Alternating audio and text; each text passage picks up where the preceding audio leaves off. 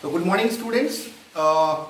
Today, again, I am ready with my management paper, that is Business Studies, class 12th Commerce, and in this case, we are covering today. The topic is the FAIR's principles of management.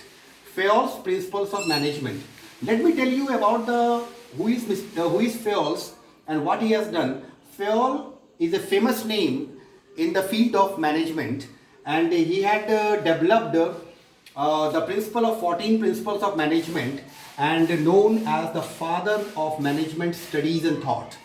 Fayol known as the father of management studies and thought. So let me just give you brief idea, brief background introduction of Henry Fayol.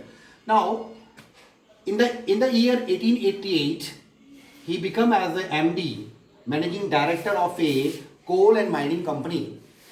And when he joined the company, in that time the company is in huge loss and undergoing the situation of insolvency. And he accepted that as a challenge. Then that company, he started doing some major contributions, major work to overcome the situation of insolvency. And with this view, after some time, the shortage of time, he developed major contributions.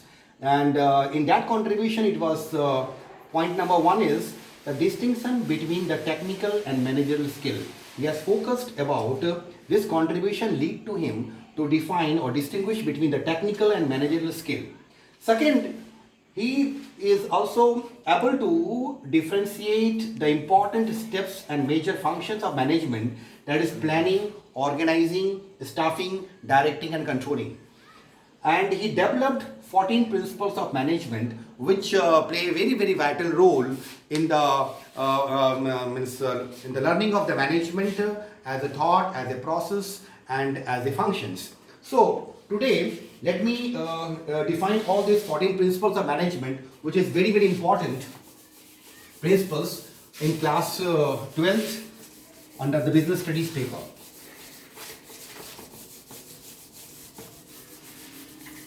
So 14 principles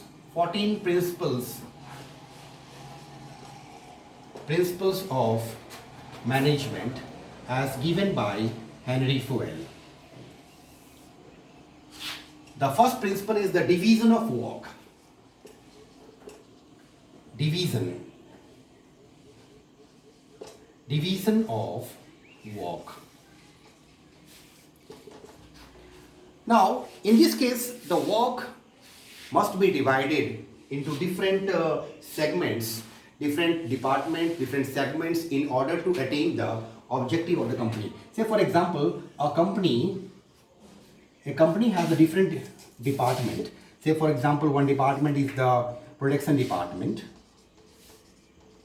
Another department is the finance department. Another department is suppose the marketing or the department. Then we have the HR department. The various departments, if the work is divided in the different way, then the result will attained in the short time and in the right manner. So that is the main contribution under the division of work. Means one person, one task must be given. The objective is one person, one task. I think the one person, one task. The objective is given. That is, after that we will going to cover all the other principles of management, the 13 principles we are going to discuss in another video. So